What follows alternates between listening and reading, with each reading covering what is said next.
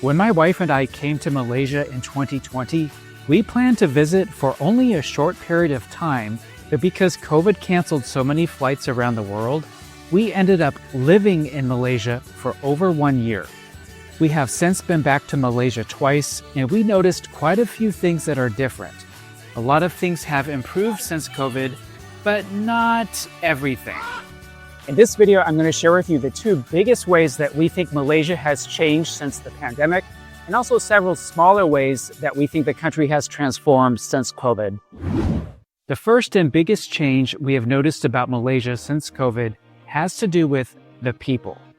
When we came to Malaysia in 2020, we were so impressed with the friendliness of the people. And in our opinion, the level of this friendliness has only increased since the pandemic. And I want to give you some specific examples to prove to you that this is the case. Here's a picture with Emily and I with a very friendly police officer in Ipoh in 2020. And as you can see, we are standing very spread out and apart from each other. We had to keep our distance due to COVID. And here is another photo with some people we met in Taiping. We are standing far behind them in order to maintain social distancing. And although all the people we met in 2020 were so friendly, there was still this sort of underlying feeling of fear when interacting with people due to COVID. I remember that there were square markers on the ground for where we had to stand when we were waiting in a queue, which contributed to this somewhat stale feeling that I'm trying to describe. But now the square markers on the ground are gone and there are no restrictions for entering buildings. And I remember taking a cooking class with a very animated, lively teacher. But those of us who were in the class were all very quiet and it just felt a little bit impersonal. Now let's fast forward through time to today. How has the friendliness of the people changed in Malaysia since COVID? Well, like I said, with COVID out of the way, the fear about interacting with people is pretty much gone. And I know the friendliness was there in 2020, but the people weren't able to show the friendliness because we all needed to stay home as much as possible. Now, when we came back to Malaysia in 2023, we met a man at the bus stop in Kuching, and he invited us to a special celebration for the Chinese New Year. We had only met this man for literally about 5 minutes before he invited us. I think if we had met the same man in 2020 during COVID, he would not have been able to invite us to any type of celebration. Let me give you another example about what I'm trying to explain here. Back in 2020, we enjoyed eating at a stall in a food court in Penang called Smoke Papa Barbecue for two reasons.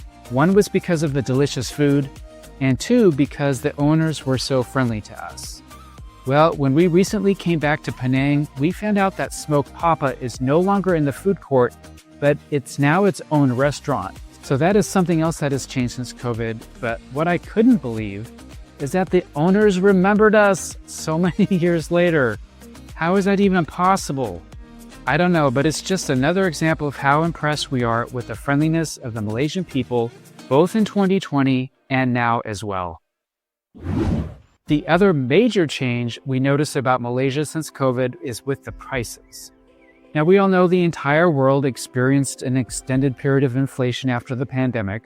But just as Malaysia was able to avoid the worst of the pandemic itself because of its swift and furious response when it all started, it also managed to somewhat avoid the worst of the inflation that came about in the world in the years following COVID. It did not avoid the inflation entirely. I don't think there is anywhere in the world that did that.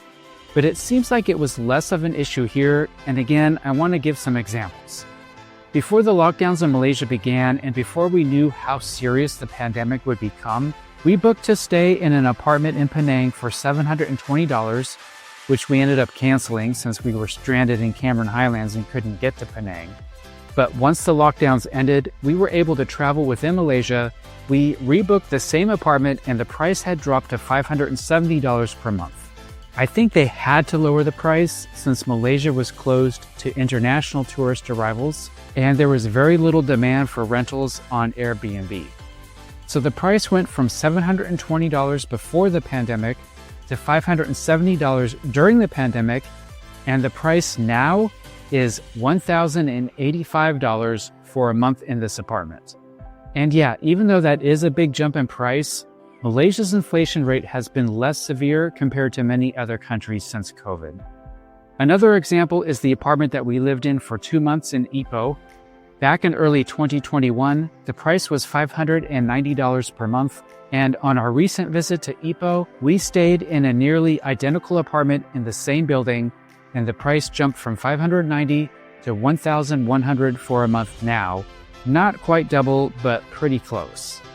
Now, these two examples I showed you might be extreme because they are heavily affected by the tourism supply and demand.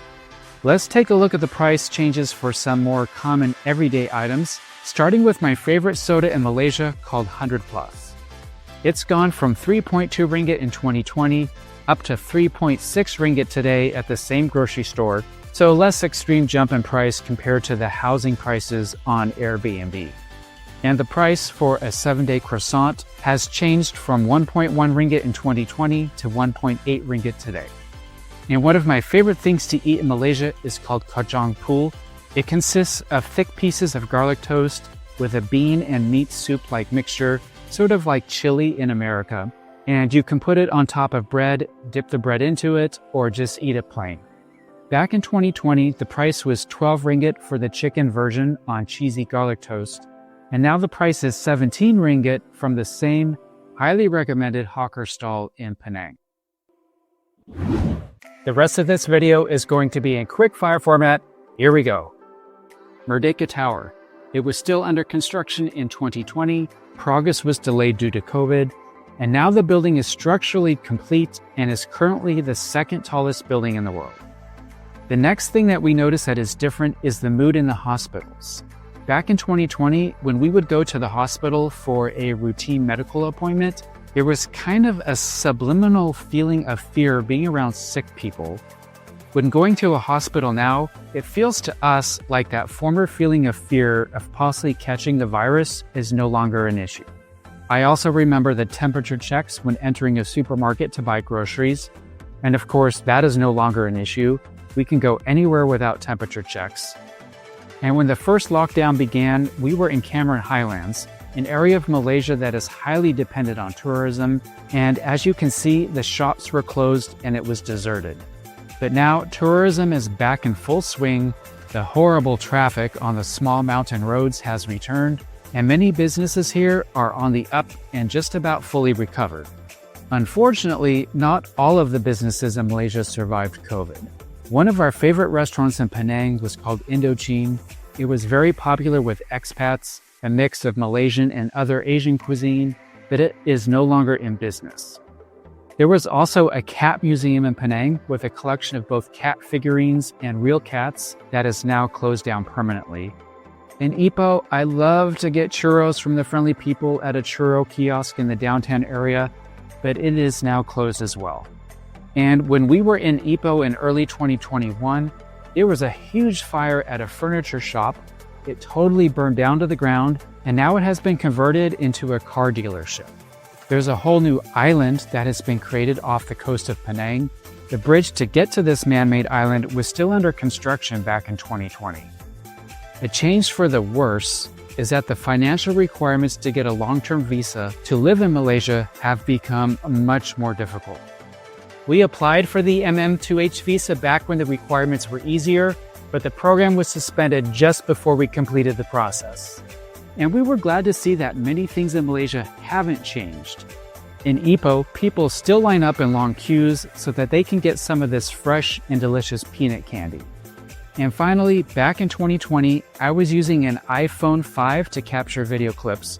The footage was kind of shaky and sometimes a little blurry, especially when panning the camera from side to side. But now I am using a Pixel 6 phone and the clips are much more stable and clear. Did you notice that the video quality improved? So there you have it, my friends. Those are all the ways that we think Malaysia has changed since COVID. But what do you think? Let me know down in the comments below. Hit that subscribe button because we have many more videos from Malaysia coming soon. And if you like this video, I think you'll also enjoy this other video that we made about Malaysia.